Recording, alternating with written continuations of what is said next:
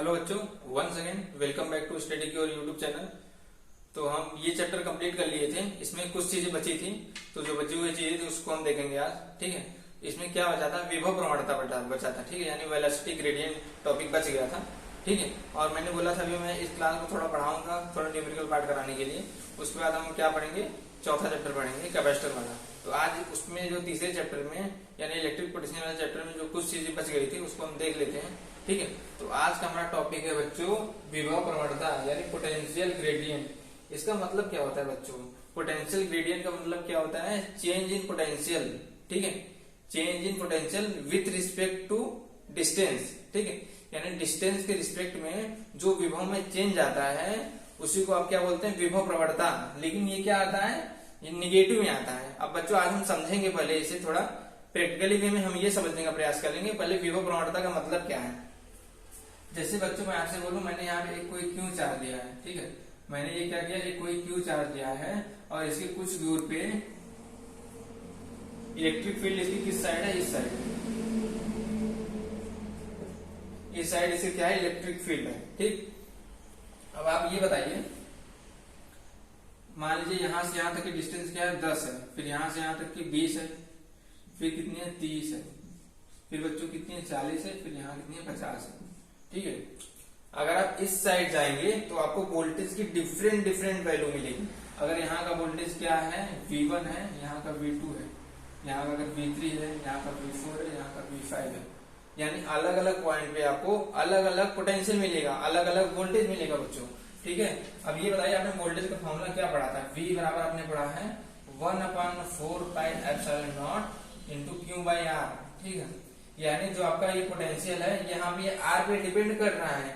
यानी आप इस Q चार्ज से जितनी दूर पे जाते जाएंगे आपको वोल्टेज की वैल्यू कम होती जाएगी। ठीक है, क्योंकि जैसे यहाँ से यहाँ तक की डिस्टेंस कितनी है? अगर 10 सेंटीमीटर आप मान रहे हैं, ठीक, तो यहाँ पे आप 10 रखेंगे तो आपको वोल्टेज की वैल्यू कुछ अलग मिलेगी। मान लीजिए V1 मिली है। फिर अगर आप नीचे वाली वैल्यू को बढ़ा रहे हैं, यानी डिनोमिनेटर को बढ़ा रहे हैं, हर को बढ़ा रहे हैं, तो ये वैल्यू कम होती जाएगी। ठीक है, क्योंकि क्या बढ़ रही है? डिस्टेंस बढ़ रही है, और डिस्टेंस क्या है? इसके इनवर्सली प्रोपोर्शनल है, 1/R में है। ठीक है, तो कभी कभी बच्चों एग्जाम में ये भी क्वेश्चन आता है, अगर आप इलेक्ट्रिक फील्ड की डायरेक्शन में जा रहे हैं, किधर जा रहे हैं बच्चों? इलेक्ट्रिक फील्ड की डायरेक्शन में जा रहे हैं, तो पोटेंशियल का मान क्या होगा? इंक्रीज होगा कि डिक्रीज होगा? तो आपको ये चीज पता होनी चाहिए। जब आप इलेक्ट्रिक फील्ड की डायरेक्शन में कभी भी जाएंगे तो क्या मिलेगा आपको? वोल्टेज की वैल्यू, सॉरी पोटेंशियल का वैल्यू क्या मिलेगा आपको? कम होता हुआ मिलेगा। ठीक, क्यों कम होता हुआ मिलेगा? क्योंकि आप डिस्टेंस को बढ़ा रहे हैं, इस साइड जा रहे हैं आप, ये डिस्टेंस वेरी कर रहा है, डिस्टेंस चेंज हो रहा है। ठीक है, जब डिस्टेंस चेंज होगा तो आपका जो टोटल पोटेंशियल है V ये घटता जाएगा। ठीक है, अब हम क्या देखेंगे? पोटेंशियल ग्रेडियंट क्या होता है उसे थोड़ा प्रैक्टिकली वे में हमने समझ लिया ये फिगर से। अब हम उसका थोड़ा डेरिवेशन में फोकस करेंगे, वो चीजें काम कैसे कर रहे हैं उसमें। ठीक है, देखो बच्चों, सबसे पहले हमने क्या लिया था? यहाँ पे एक पॉइंट चार्ज ले लिया है क्यों? यहाँ हमने एक पॉइंट चार्ज ले लिया है क्यों? ठीक है,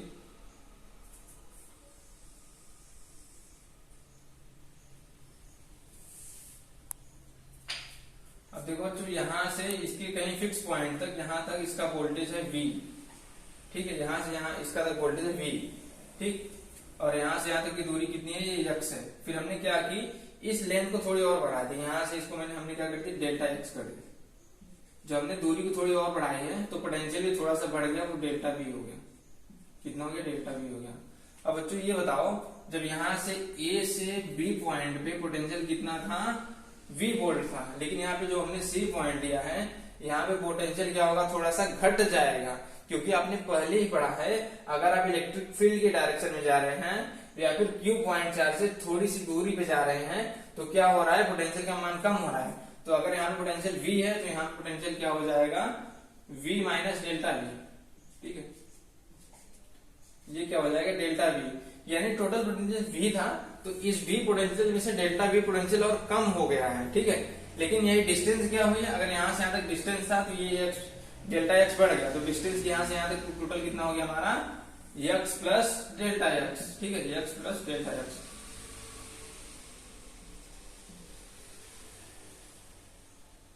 ठीक, ये कितना हो गया? x plus delta x।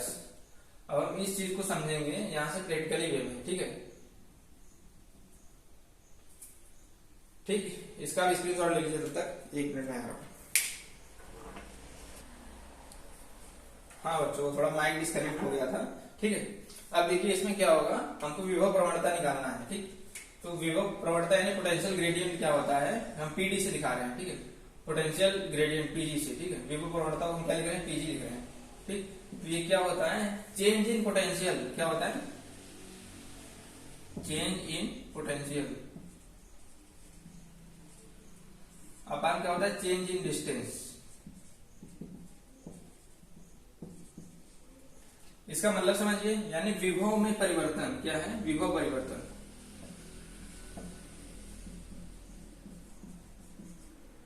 अपान क्या है, दूरी परिवर्तन।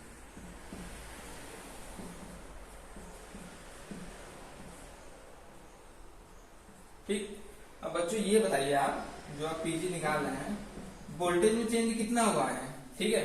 ये V माइनस डेल्टा V हो गया है, कितना हो गया, V माइनस डेल्टा V, ठीक। पहले वोल्टेज कितना था, माइनस V था, V था मतलब, तो चेंज निकालना है तो बाद वाले में से पहले वाला आप माइनस कर देंगे। अपन दूरी कितनी है, बाद में हमारी टोटल दूरी कितनी हो गई, x प्लस डेल्टा x, ठीक है। और पहले कितनी थी, x थी केवल, ठीक है। बाद में दूरी कितनी हो गई, x प्लस डेल्टा x, और पहले कितनी थी, x थी, ठीक है। बाद में हमारा वोल्टेज कितना हो गया, v माइनस डेल्टा v, और पहले कितना था, v था, ठीक है। तो यहां से देखिए बच्चों क्या होगा आपका, ये v से v कैंसिल हो गया और x से x कैंसिल हो गया। तो आपको जो रिजल्ट मिला है वो क्या मिला है, minus delta v by delta x। इसे कहीं कहीं ऐसे भी लिखा जाता है, माइनस dv बाई dx, ठीक। ये d क्या है, चेंज को दिखा रहा है, यानी चेंज इन वोल्टेज, और ये डेल्टा x क्या दिखा रहा है, चेंज इन दूरी। इसको आप delta v by delta x भी लिख सकते हैं, या फिर इस पोजीशन में भी, यानी इस टाइप से भी लिख सकते हैं, dv बाई dx। लिखने के इसके दो तरीके हैं, ठीक है बच्चों। अब देखिए बच्चों, आप एक डाउट आपका होगा, सर ये माइनस हमने क्यों लगाया। ये माइनस का मतलब ये है बच्चों कि विभव परिवर्तन, यानी विभव का मान कम हो रहा है। जैसे आप यहाँ से अगर लेफ्ट से राइट जा रहे हैं, यानी इलेक्ट्रिक फील्ड की डायरेक्शन में अगर आप जा रहे हैं, तो विभव का मान कम मिल रहा है, तो माइनस आपको यही दर्शा रहा है, यानी विभव का मान क्या हो रहा है, कम हो रहा है, ठीक है। आप इसका स्क्रीनशॉट ले लीजिए बच्चों, ठीक है। स्क्रीनशॉट लेने के बाद मैं आपको क्या बताता हूँ, इसका रिलेशन किसके साथ बताऊंगा, वैद्युत क्षेत्र के साथ, इलेक्ट्रिक फील्ड के साथ इसका क्या संबंध होगा, ठीक है। इसका स्क्रीनशॉट ले लीजिए आप।